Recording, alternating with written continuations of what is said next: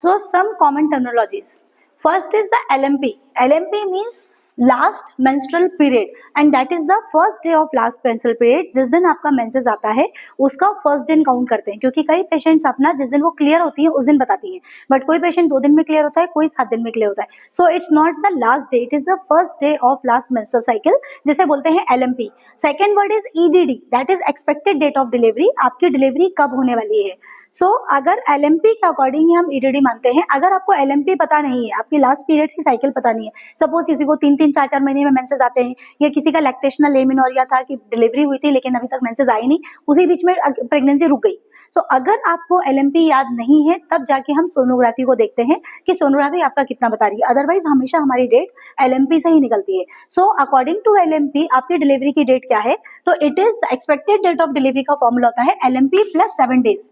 जो भी आपकी LMP होती है उसमें 7 दिन ऐड कर दो. सपोज कि आपकी अगर LMP 23 मार्च को है, कि 23 मार्च को आपको पहली बार महीना आया था, तो 23 में अगर आप 7 दिन मिलाओगे 30 तारीख, और मार्च में मिलाओगे तो 9 महीने दिसंबर. दैट मीन्स कि अगर आपको 23 मार्च को महीना आया था तो आपकी डिलीवरी की डेट 30 दिसंबर ही रहेगी. लेकिन अब क्योंकि हमने यहाँ पर फर्स्ट डे से ले लिया, उस दिन से तो ओव्यूलेशन हुआ नहीं, उस दिन से प्रेगनेंसी रुकी नहीं है. प्रेगनेंसी हमेशा अगर एवरेज मानते हैं तो 14 डेज पर ओव्यूलेशन होता है, दैट मीन्स 2 वीक्स.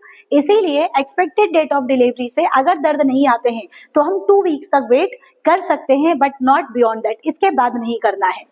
सो एक वर्ड आता है अबॉर्शन, एक वर्ड आता है डिलीवरी. कि अबॉर्शन किसे बोलते हैं और डिलीवरी किसे बोलते हैं.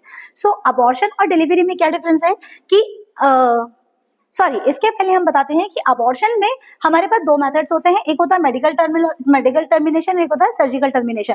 कि आप टैबलेट से भी टर्मिनेट करवा सकते हो और आप सर्जरी करके भी टर्मिनेट करा सकते हो. सो मेडिसिन से जो टर्मिनेशन कराते हैं उसमें फॉर्मुलाज होते हैं मेफेप्रिस्टोन और मिसोप्रोस्टोल. एक टैबलेट बड़ी आती है, 4 टैबलेट छोटी आती है. मार्केट में ये 5 गोलियों के पत्ते के नाम से फेमस है, कि हर पेशेंट को पता होता है कि हमने वो 5 गोलियों का पत्ता खाया है. तो उसमें जो बड़ा वाला टैबलेट होती है दैट इज मेफेप्रिस्टोन, एंड जो छोटी वाली 4 गोली होती है दैट इज मिसोप्रोस्टोल. तो इन डोजेस को देके हम मेडिकल टर्मिनेशन करा सकते हैं. सपोज कि अगर बेबी थोड़ा सा बड़ा हो गया है या मेडिकल टैबलेट्स फेल हो गई है या काम नहीं कर रही है, उस केस में हम सर्जिकल मेथड पे जा सकते हैं, जिसको कि हम लोग बोलते हैं DNC, that is dilatation and curettage. तो इसका वर्ड होता है कि भाई हमारी DNC हुई है. सो अब अबॉर्शन बोलते हैं कि 3 मंथ्स बिफोर 3 मंथ्स, 3 महीने के अंदर आप अगर अबॉर्शन करवा रहे हो तो कोई भी 18 ईयर्स की ओल्ड फीमेल जो 18 ईयर्स से ज्यादा है वो अपनी खुद की कंसेंट से, बाय हर ओन कंसेंट, ये टर्मिनेशन करा सकती है. बट अगर वो लेस देन 18 ईयर्स है तो उसको पेरेंट्स की कंसेंट लगेगी. तो 3 मंथ्स तक तो अबॉर्शन आप इजीली हो सकता है, आइदर बाय मेडिकल टर्मिनेशन और bye surgical termination. But beyond 3 months termination possible नहीं है. But with the opinion of 2 gynaecologist आप 20 वीक्स तक, पहले हमें परमिशन मिली थी 20 वीक्स तक, बट अभी गवर्नमेंट ने परमिशन दी है 24 वीक्स तक, कि with the opinion of 2 gynaecologist आप 24 वीक्स तक टर्मिनेशन करवा सकते हो. तो क्या कंडीशंस होती हैं जहां पर हम 24 वीक्स तक हम इस बेबी को टर्मिनेट करा रहे हैं. सो एक स्कैन होता है, सोनोग्राफी का एक टाइप होता है जिसको बोलते हैं target scan. Target scan means हम इसमें एक एक ऑर्गन को टारगेट करते हैं, liver, kidney, lungs, heart, brain. अगर हार्ट में कोई कंजेनिटल अनोमलीज आ गई हैं बच्चे को, ब्रेन में पानी भरा हुआ है, सपोज हाइड्रोसेफलस, आपके स्पाइनल कॉर्ड में बच्चे की प्रॉब्लम है जिसको बोलते हैं मेनिंजोसील, मेनिंजोमाइलोसील, किसी बच्चे की किडनीज नहीं बनी हुई है, तो ऐसे बच्चे को डिलीवर कराने का कोई मतलब नहीं है, और इन्हीं को रूल आउट करने के लिए सोनोग्राफी बनी हुई है.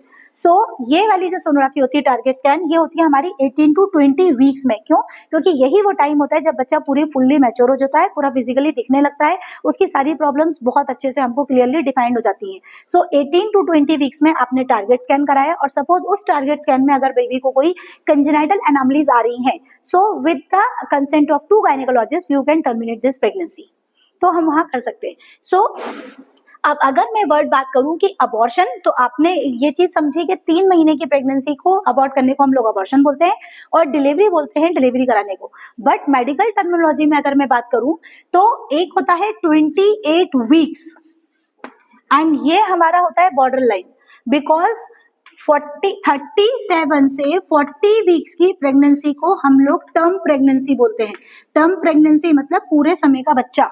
37 से 40 वीक्स. अब तुम बोलोगे 40 वीक्स कैसे आ रहा है, क्योंकि एक महीने में 4 हफ्ते होते हैं, तो यहाँ तो 10वां महीना हो गया. 10वें महीने में डिलीवरी तो होती है, 9वें महीने में होती है. सो फ्रेंड्स 37 से 40 वीक्स कैसे कैलकुलेट होता है, क्योंकि एक महीने में 4 हफ्ते होते हैं, लेकिन वो 4 हफ्ते का मतलब हो गया 28 डेज. लेकिन किसी महीने में 30 डेज है और किसी महीने में 31 डेज है। तो अगर आप हर महीने में एक महीने के 2 दिन, एक महीने के 3 दिन, फिर 2 दिन, फिर 3 दिन, फिर 2 दिन, फिर 3 दिन, अगर आप ये काउंट करोगे पूरे 9 मंथ्स में, तो वीक्स में आपका वो 37 से 40 ही निकलेगा। तो इसलिए फुल टर्म प्रेगनेंसी को हम लोग 37 से 40 वीक्स बोलते हैं। अगर 37 वीक से पहले डिलीवरी हो रही है तो इसी को हम लोग प्री टर्म प्रेगनेंसी बोलते हैं, मतलब समय से पहले। और अगर प्री टर्म डिलीवरी हो रही है तो कोशिश करते हैं हम इस पेन्स को रोक दें। और यहाँ पर प्री टर्म लेबर पेन्स को रोकने के लिए जो ड्रग्स यूज होती हैं, दे आर नोन एज अगर किसी पेशेंट को प्री टर्म लेबर पेन्स आ रहे हैं, preterm labour pains means 37 week से पहले अगर किसी को पेन्स आ रहे हैं तो हम उस पेन्स को रोकने की कोशिश कर सकते हैं। And the drugs that are used to decrease the labour pains, उनको हम बोलते हैं यूट्राइन रिलैक्सेंट ड्रग और द टोकोलिटिक्स ड्रग्स। सो इसमें जो ड्रग्स के नाम जिंगल याद करने के लिए मैंने बनाया, दैट इज रेशमी पेन, बट रेशमी की स्पेलिंग है RESMI, रेशमी pen. रिटोड्रिन, E for ethambutol, S for salbutamol, M for magnesium sulfate, I for isoxsupreme, P for prostaglandins, A for atosiban and N for nifedipine. So these are the drugs जो कि हम delivery के दर्द को कम करने के लिए देते हैं, जो कि दर्द को रोक देता है। So अगर 37 से 40 वीक्स में पेन आ रहे हैं तो हम बोलते हैं समय पूरा हो चुका है, दर्द आने तो डिलीवरी करवा देंगे। लेकिन अगर 37 से पहले अगर किसी को दर्द आ रहा है तो उस केस में हम लोग एडमिट करके पेशेंट को यूट्राइन रिलैक्सेंट देके दर्द रोक देते हैं। अब अगर मैं बोलूं कि 28 अबॉर्शन किसे बोलते हैं, तो अभी हमने पढ़ा था कि भाई 3 महीने तक की प्रेगनेंसी अगर खत्म करने को अबॉर्शन बोला जाता है, बट नो, 28 वीक से पहले अगर कोई प्रेगनेंसी खत्म हो रही है, that is known as abortion.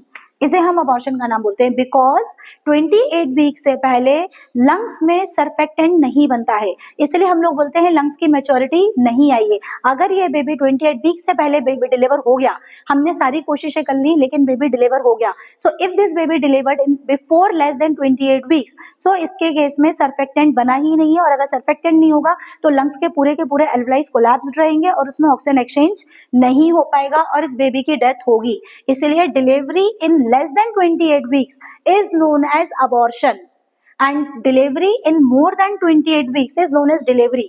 तो abortion का वर्ड होता है less than 28 weeks और डिलीवरी का वर्ड होता है more than 28 weeks।